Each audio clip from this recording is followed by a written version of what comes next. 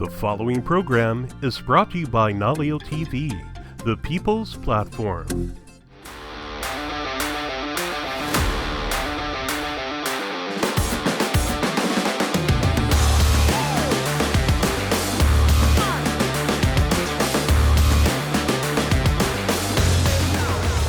Aloha! It is episode number 61 of Coulda, Shoulda, Woulda. Wow. J.E. Orozco, I be he. I forgot who I am. Who am I? What? Man. Wow. Easy to forget your name, man. You get so excited watching some incredible football week one of the National Football League. I couldn't ask for more. It has to be one of the top week one weekends in a long time. But let me just say this. The NFL delivers in week one. It's going to get better. Let's jump right into it. A lot of people thought Cowboys were pretty much going to get blown out of the water. I mentioned Callan Cowherd the last show. He predicted by the second quarter it'd be over with. Yeah. But people were pleasantly surprised to see the Cowboys hanging with them throughout the course of the ball game. And this is where we are in the world of the NFL. We meaning Cowboys fans, Cowboy Nation, is that, hey, pretty great loss.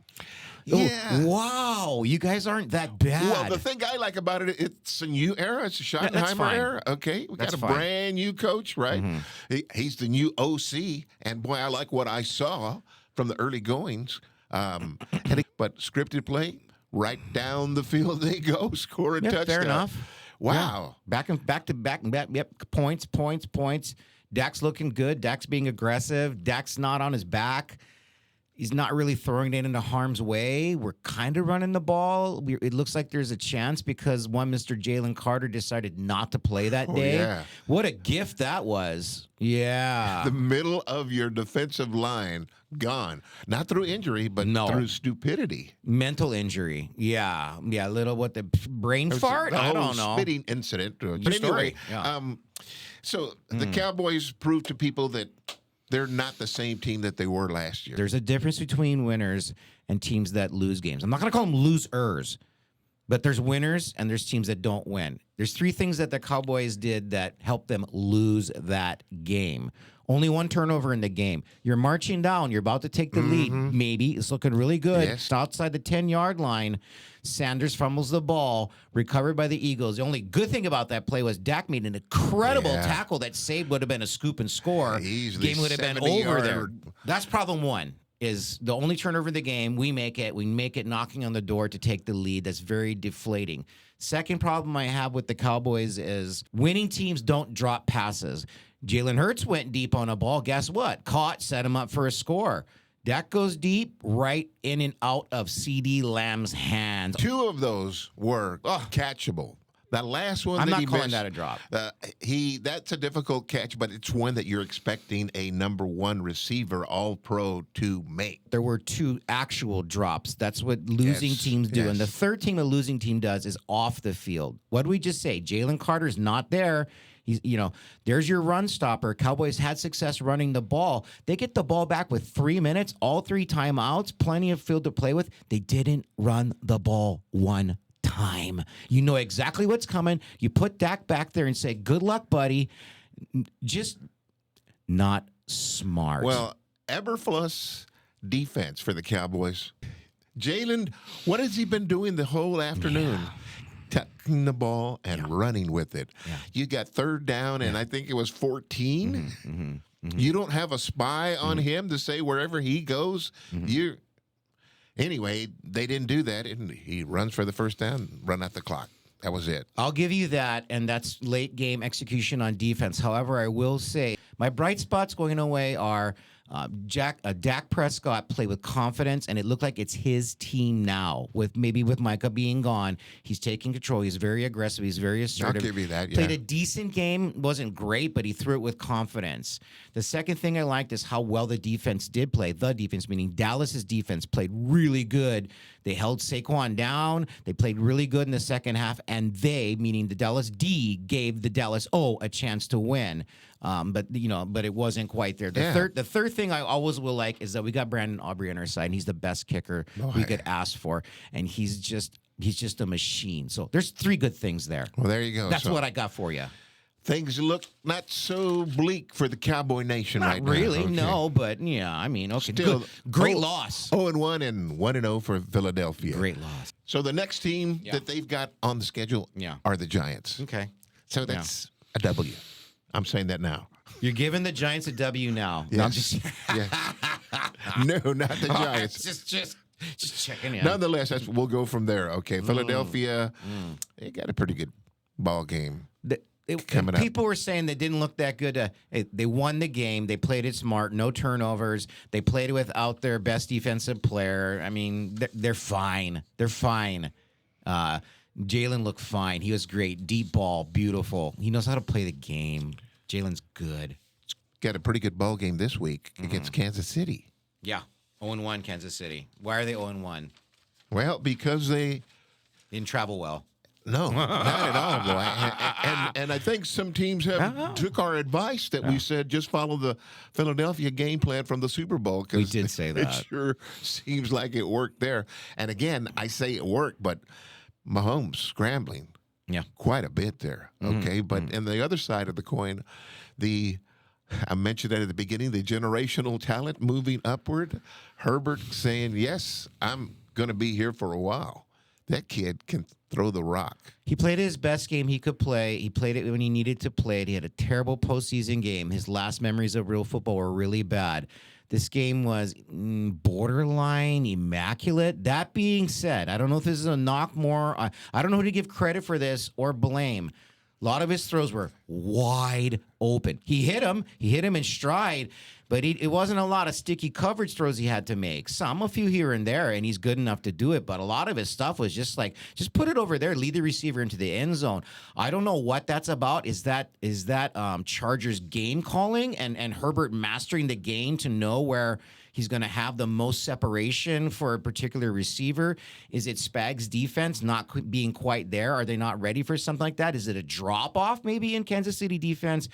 But he did look great, and I'd like to point out that we both called this one for the Chargers an early season loss for Kansas City, putting them in the 0-1 hole that they're in. So, yeah, a lot to like about what you saw from the Chargers. Even minus Rashawn Slater, they dominated the trenches. Yep.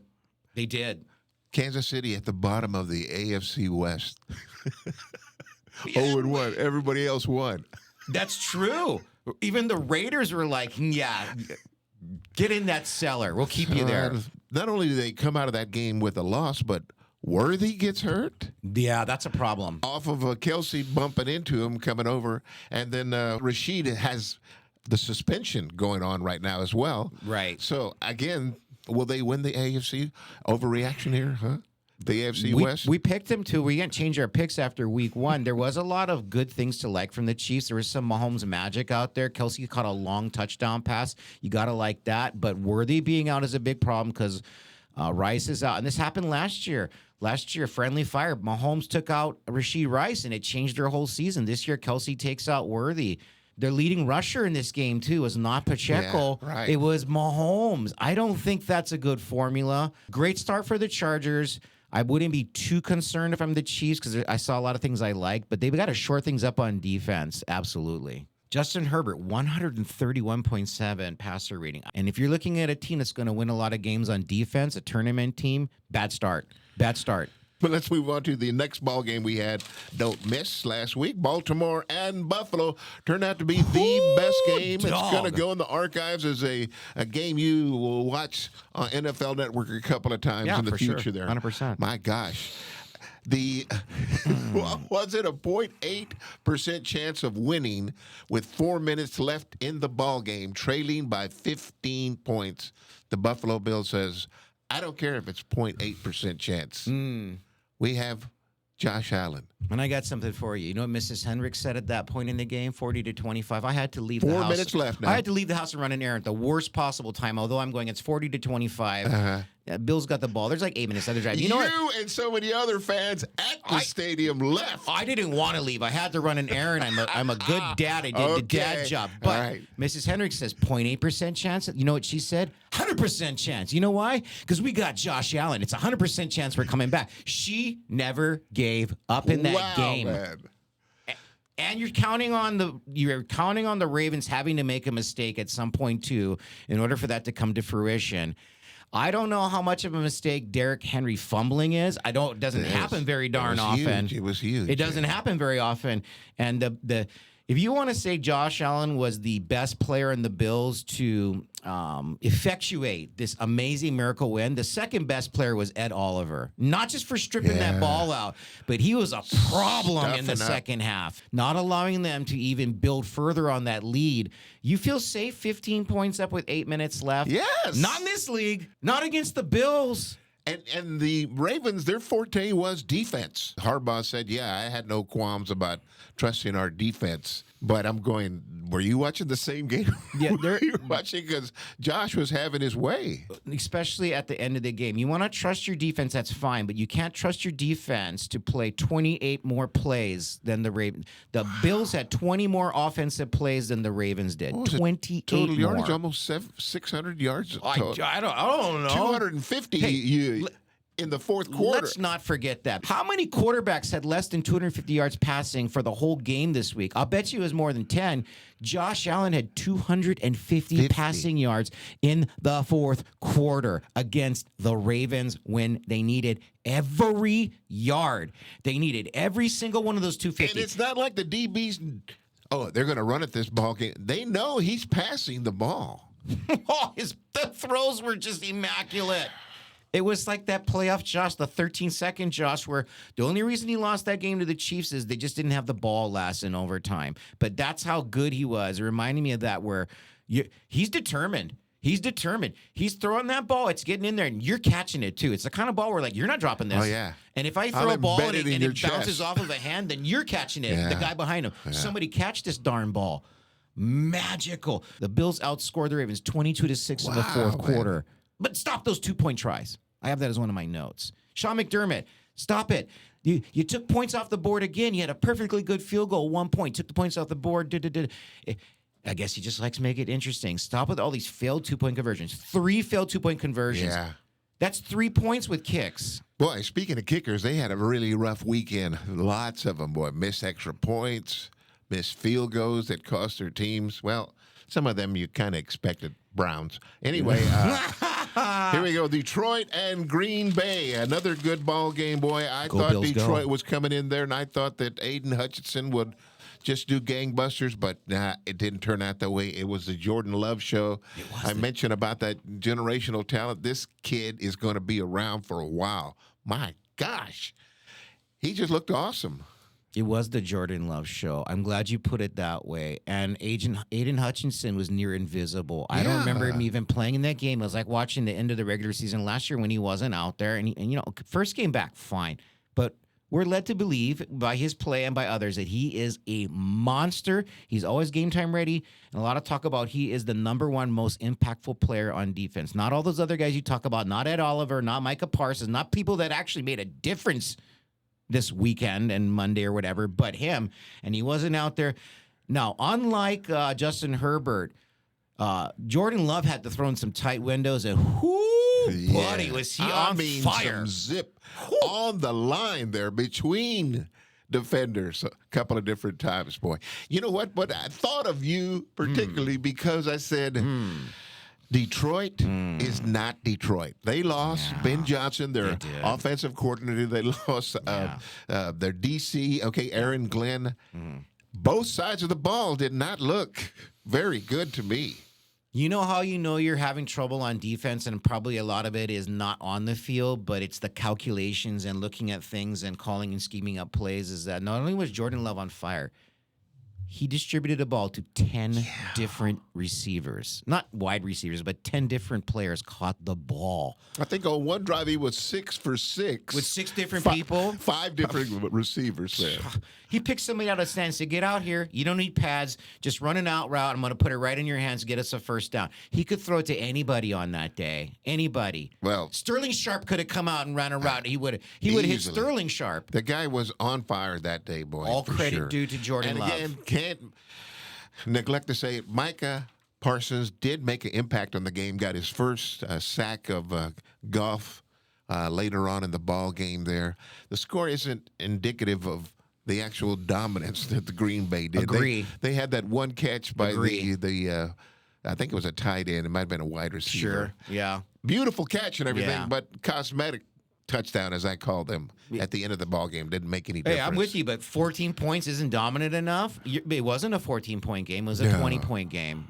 Man, it was bad. Yeah, and it was bad. And it's looking really good. Micah Parsons out there for only 40% of the snaps. Doesn't matter. Even when he wasn't making the play, he's making a difference. He caused the interception. He caused the bad Jared moment, in my opinion, pushed the guy right back into Jared. And Jared's like, here, just take this thing. I don't want it. Interception. Game over. All pow. There you go. Wow. Then Monday night ball game, Minnesota at Chicago. Boy, oh boy, at the beginning of the ball game, you're thinking, my gosh. And again, scripted plays. Chicago takes it right down the field, From boy. a script master at that. Yeah. Boom. And then McCarthy comes out 3 and out. Chicago comes out again, scores again. McCarthy 3 and out. And he looked terrible. And then he threw the pick six. Not just any pick six. The old in stride pick six. To Nashawn Wright, former Where, like, Viking. before you even know what happens, the guy's gone. Yeah, right. That hurts a little bit too. And old McCarthy takes a tumble trying to get to him. You're not going to get to that guy. Pick six. Ouch. But the second half, boy, wow. Again, generational talent from what we saw. And I mentioned it to you, John, that his legs were going to help do some work there. And sure enough, the go-ahead touchdown, him scampering on in. All of your top-tier quarterbacks can do that now. Yes. They can do that when they have to do that, and they can do it when the game's on the line. You name them, you tell me, I don't care. Put out a name there from Allen, Jackson, Mahomes. Herbert did it in his game. Herbert won that game, not with a touchdown, but by running out getting that 14 yards on the ground, sliding inbounds perfectly like he's stealing second base. McCarthy finished the game, I believe, by running it in, seeing the crease there. Better, I'm going to tell you this too. That pick six is going to help his career. Being able to, it looked bad. It looked like, what'd they pick this guy? He was the 6th quarterback picked out of all of those guys that are all doing pretty darn well now this year. Maybe you can even say the first guy picked is looking like the worst guy right now, being Caleb Williams. But McCarthy was the last of those 6 quarterbacks picked. He's having a bad night, the pick six. Things aren't going his way. Ball's not coming out good. They're not running the ball. Chicago's looking really good. But coming back from that pick six, showing that resiliency and making gorgeous throws after that too, and being smart too, throwing away when he had to, but running that one in, showing like I can do what all these other elite quarterbacks are doing now, which you cannot just be in the pocket. You cannot just like do quarterback sneaks. It's like if you got 13 yards to get in the end zone and it's not there, the defense is going to leave you that window. Right, exactly right. They're stuck on coverage. Yeah. They're stuck on coverage. They're not going to leave their guys. It's going to be there. If you can see it, make the quick decision and finish it off with speed and power. And he did it. I'm telling you, having that pick six early on and him coming back and winning that game, watch out. Watch out. Boy, you know, and good coaching as well. O'Connell, okay? Mm-hmm. They have 2:02 left in the ball game. Correct. They're kicking. Chicago is kicking to them. Mm-hmm. He tells his kickoff returner, "You watch me. I'll tell you whether to go or not." And the whole reason was so that they would not. If you kicked it out of bounds, then you remain or you 2 touch back, or you touch. Oh, there you go. Either way, you still got 2 minutes and 2 seconds left. Yep. You can have one play, and then you'll get a free timeout with the 2-minute warning, which left Chicago with nothing but a Hail Mary, which is that only works against them. So again, good coaching there. That's good. And here's where I say, I don't want to give JJ McCarthy too much credit because he doesn't want too much credit because it's going to harm his career. But the big turn in that game was when The Vikings just started pushing them around on both sides of the ball, beating up the offensive line for the Bears, beating up the defensive line, pushing them around. What's the difference in that game? To me, Brian Flores. So going back just to put a little shade on Miami. Tua didn't want Brian Flores around. He was too mean to me. He's not being nice. He's not nurturing. I don't want Brian Flores to be our coach. I want the smart guy that's going to help me look good. So they bring him in. Wow. Now, what's Miami's problem? They're soft. Shots fired. They're terrible. He's going after him. And who's not soft? Who's tough? What team is tough? What team has physicality and never gives up and beats you? The Vikings do, and who do they have? Brian Flores. Put that in the book. Wowee, man.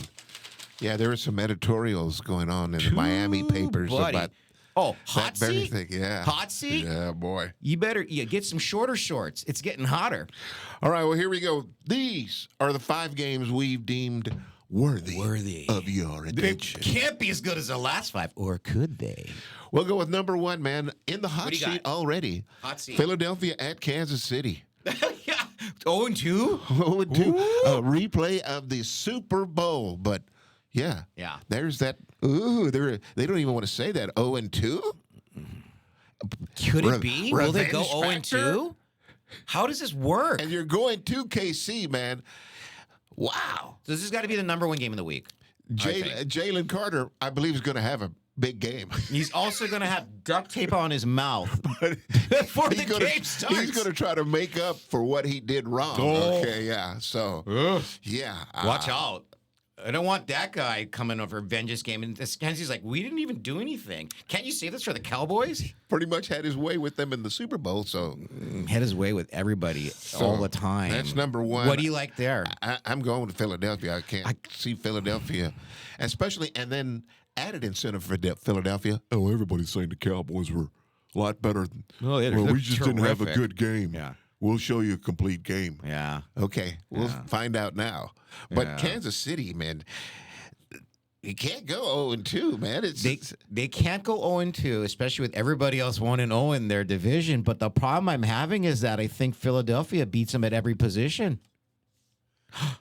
Even quarterback? Yeah, with the tush push and with the weapons that Hurts has that Mahomes doesn't have, and Saquon Barkley, and the offensive line, and their defense and Jalen Carter coming back.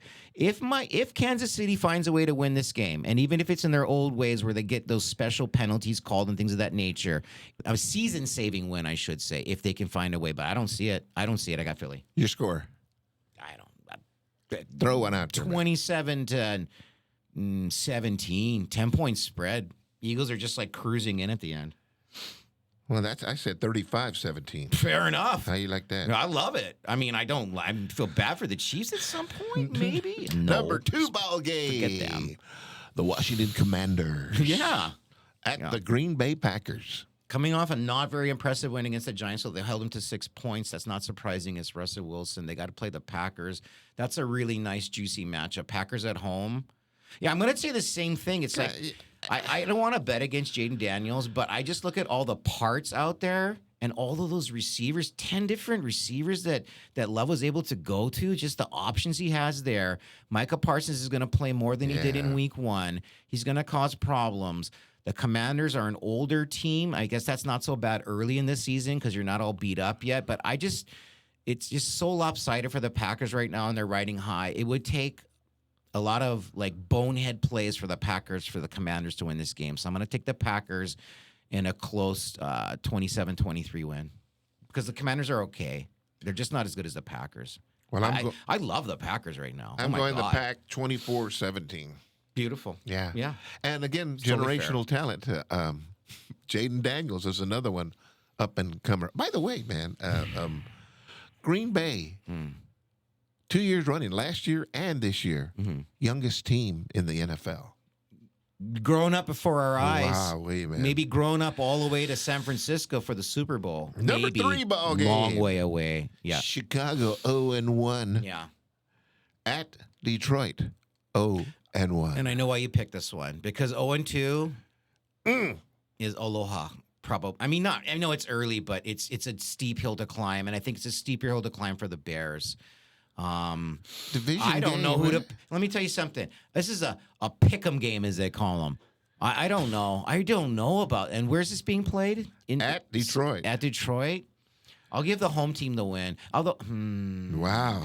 Chicago looked pretty good, and Yeah. Caleb looked better until he didn't. Yes. See, the thing about Caleb is he looks fine until he doesn't, and when he doesn't look good, he doesn't just miss passes.